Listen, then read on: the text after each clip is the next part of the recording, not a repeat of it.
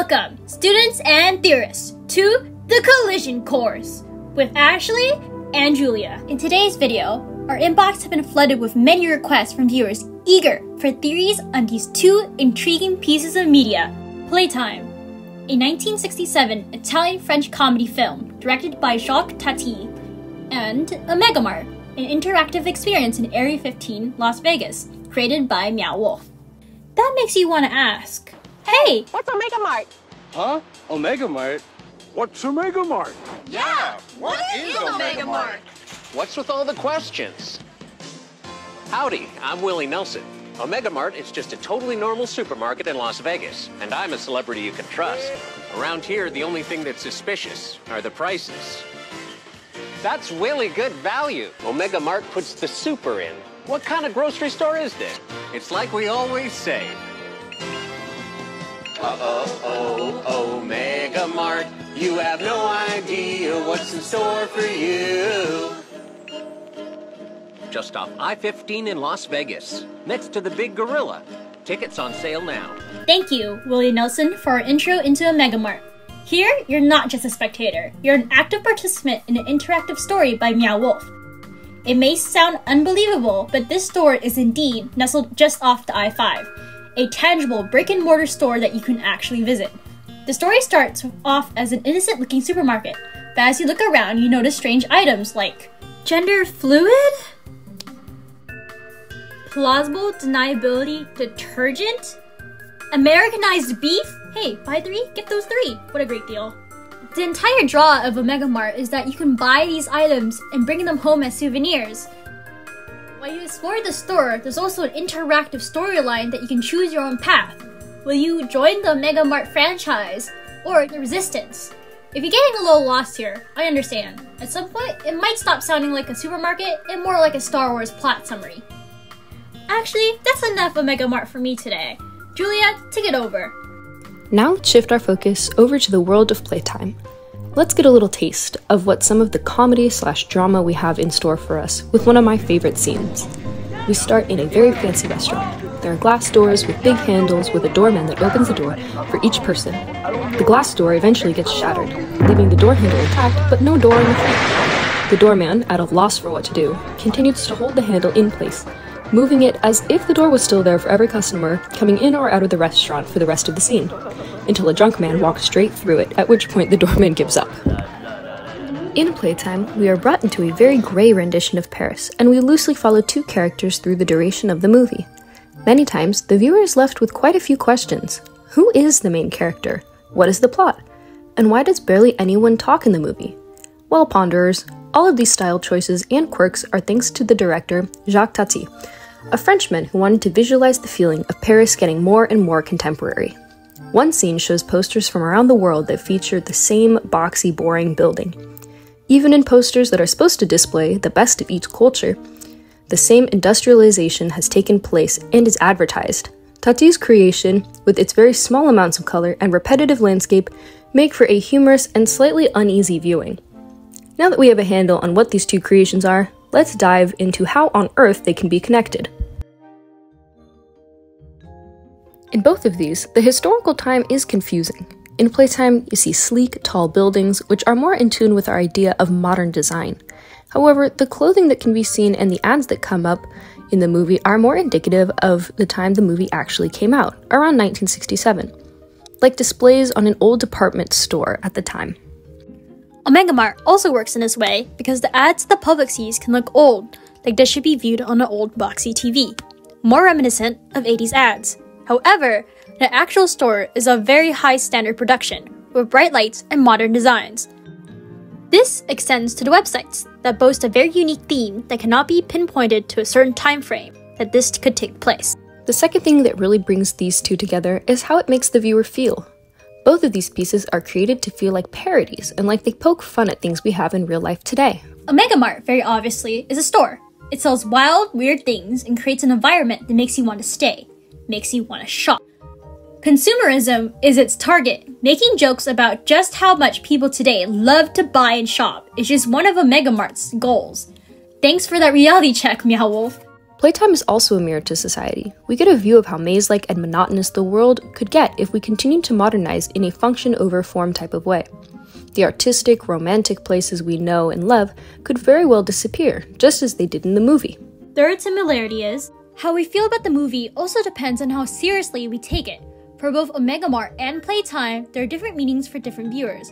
Looking both from a lighthearted, skimming the surface level viewing, they are both very funny. OMEGAMART has funny products with funny commercials and weird theming. However, philosophers, dig a little deeper about what this all means and you land yourself right back at our previous point. How OMEGAMART could be a commentary on capitalism and just the extent of what people would buy. This same tonal shift can also be found with Playtime. On the surface, low-stakes movie with goofy characters and an oddly colorless set. Lean a little further into the meaning and you get the potential reality of industrialization and modernization without moderation. Yikes. Structural engineers and architects, please have your crisis of conscience on your own time because now it's time to switch gears. In terms of reading between the lines and confusing imagery, Playtime and OMEGAMART are oddly enough pretty similar. But now it's time to take a look at how they're different. One thing that hopefully you have noticed fairly quickly is that between a movie and a store, there are two different experiences that the viewer can have. OMEGAMART is a mix of 3D and 4D working together. You have the actual products themselves that you can pick up and inspect. Also, the whole store itself is part of a choose-your-own-adventure type experience, and a sequence can affect a visitor's time there. OMEGAMART is a physical space that you, a theorizer, can exist in. The same cannot be said for Playtime. Choosing your own adventure puts you in the art, in the experience itself. For Playtime, however, you are not up close. You are out here. Behind a screen, you are looking at another artist's creation, a finished work. The art is for your interpretation, not your collaboration. You don't have a say in what the characters do or don't do. It's a 4D creation that walks the viewer through the whole thing. You're more of a spectator, peering into a snow globe of a world of characters living out their lives. Ponderers, this is important. You cannot become a part of the Playtime universe. Please don't try to walk through your TV screen. Yeah, that wouldn't be a fun experience. However, it does lead us to another important distinction between the two worlds that we have been learning about. Another look at the differing perspectives. In OMEGAMART, you are the main character, the captain of your own ship, head of your own dinner party. You make the calls, and the store around you responds. Your experience is centered on one person. Playtime is very different. More than any movie almost, you are not following a single narrative at all. It's like looking in a Where's Waldo book. Every corner of the screen is filled with activity, yet the viewer is left wondering where to look next. The sheer amount of people in the movie is confusing to the mind, and every person has their own story that they act out. It all depends on where you're looking. It could be argued that Playtime is less of a movie and more of a work of art, by Jacques Tati. This idea of less art and more craft, less accepted and more advanced, leads us to our final difference. OMEGAMART is very advanced in concept, making an interactive, engaging supermarket with its own backstory, possibly run by aliens? Advanced. It is also very accepted by the public. People love OMEGAMART and its fun, quirky products. We categorize this as Maya, most advanced yet accepted. This is important to the company Meow Wolf because essentially they are selling the store and its products to the public. Playtime, on the other hand, is a little different, especially when it was first shown to the public. The concept and style is advanced. The idea of possibly looking into the future to learn something about the present, combined with the unique color and plot choices. However, at the time of its airing, the public was not so accepting of it. It was a little couture for the regular person, and it would take many years for its genius to be realized. Playtime is bordering Mana, most advanced, not accepted, though it has been moving more toward Maya rank as more people rediscover it. One more thing that is important to note is how color plays a different role in each of these pieces. In OMEGAMART, there is bright color everywhere. Bright color in the products, floors, the walls, and secret portals that are definitely not there. Bright color is super important to drawing the viewer and keeping the story engaging. This takes a big change when we get to Playtime, where bright color is rarely used, and when it is used, it draws the eye straight to it. One example is the businessman with the blue folder. The viewer can easily follow him through the mazes of offices and gray scenes because he has the brightest color with him. Shades like that are rarely used, so when they do appear, they are more noticeable and impactful. Wow, that was a lot. So, OMEGAMART and Playtime, bet you never thought about those two in the same half hour. But here we are. Let's give ourselves a little recap.